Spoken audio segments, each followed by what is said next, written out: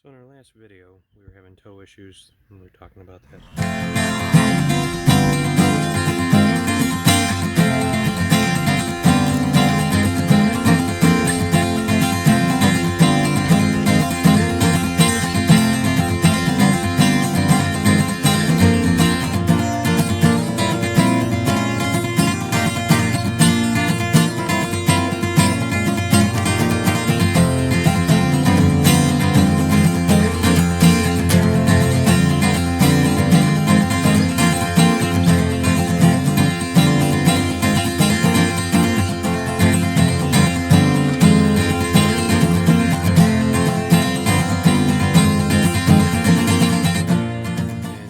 Part of it was the truck, but then when I came out and looked, I know every time we took off the weight distributor, I was having a really hard time getting it off.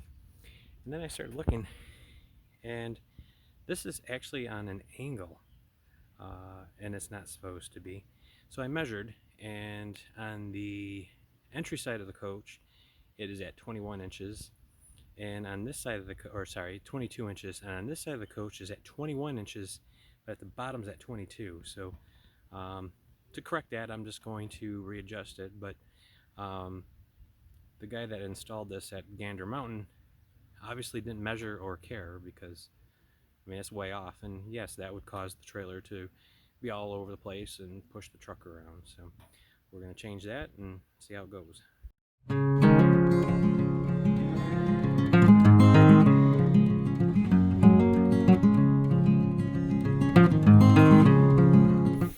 So when we did the measuring, of course, earlier in the video I said that it was like 22 and 23. It was 32 and 31. So we made adjustments. But the other thing is, these weren't bolted right on this side.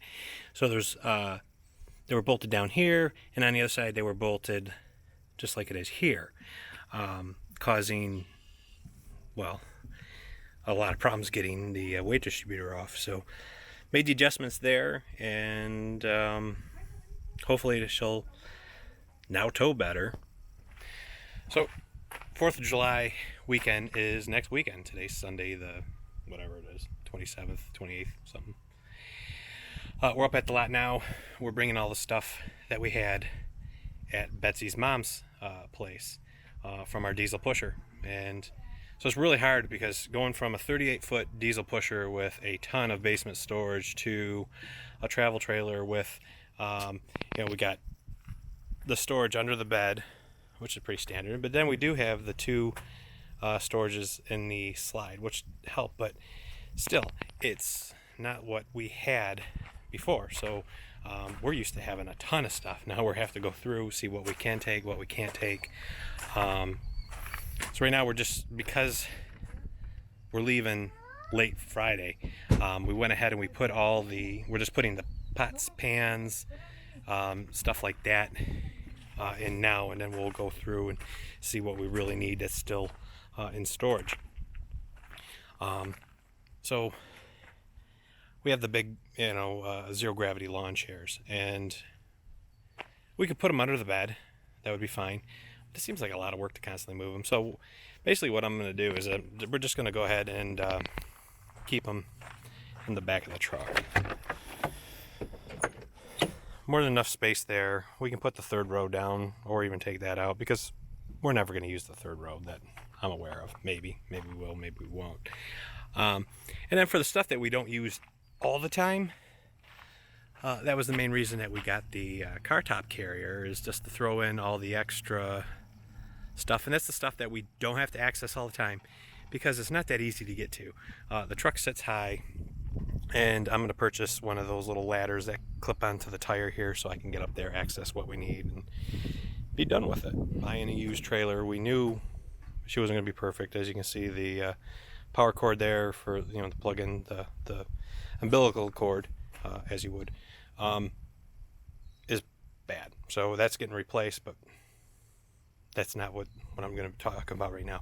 When we got here today, the trailer was up almost a foot further towards me, and she started sinking. Now, we did have some heavy rain a couple days ago, but it's been like in the upper 90s. I thought it would be dry, but we found our tongue and everything was leaning, and she was ready to fall, and then if it would have fallen, the tongue would have went right into the ground, and we wouldn't have been able to get it up. So I backed it up a foot, and it is starting to sink and starting to lean again. So I'm going to have to put some boards under there.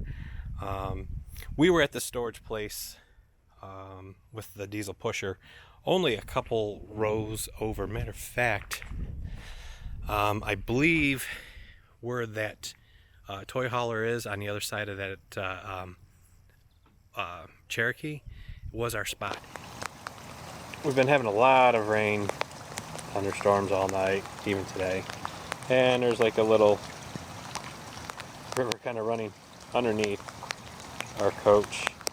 I mean, it's good. I mean, it does run all the way down, and the Red Run River, whatever you want to call it, it's down that way. But right where we go, I have to enter. It's pretty deep. I mean, yeah. And we would come in, it would be like a river running underneath. And this all is a gradual slope down, and then over past those that fence line there is where the Red Run drain is. So all that water is draining that way. But there's a lot. I mean, for having a couple days of very hot temperature with no rain, I mean, that landscape truck there is like sitting in a little lake there, and it's just in some of the low-lying areas it's kind of wet. So our trailer is sitting in one, and then the couple next to us with their motorhome, I mean, you can see where the water's, anything that sits and sinks, you know, there's water. So there's a lot of water moving under here, and maybe in a day or two that'll dry up. But I had an old 86 Terrier Resort, and the same thing happened, and the whole tongue ended up in the dirt, and I don't want that, because then you have to get help to get it out, and yeah, that's just an expense I don't want. So I think once we're done with everything that we're doing on the inside today, I'm going to go ahead, put it back on the truck, raise it up, and then put some more boards or something under her, because I don't want to come here and find that it's on the ground. Another thing I picked up today is this sewer cap with a handle.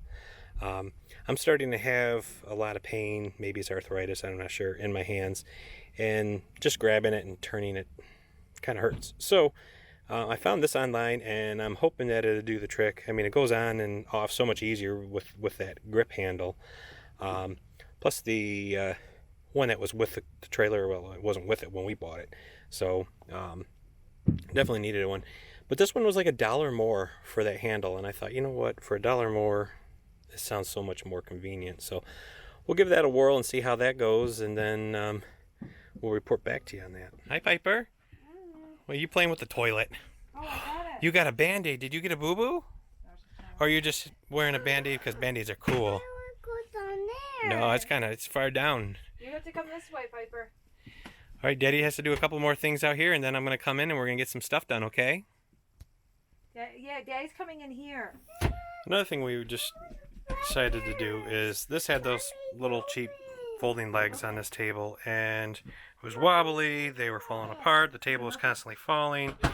Most likely the previous owners would shut the slide out with it down. They probably shut the slide out with the legs out and then bent them and all that. So we found these online, and the reason we went this route is they are more permanent, other than the Band-Aids Piper put on, but they can twist off, so then we can still use this as a bed if needed, if we have guests.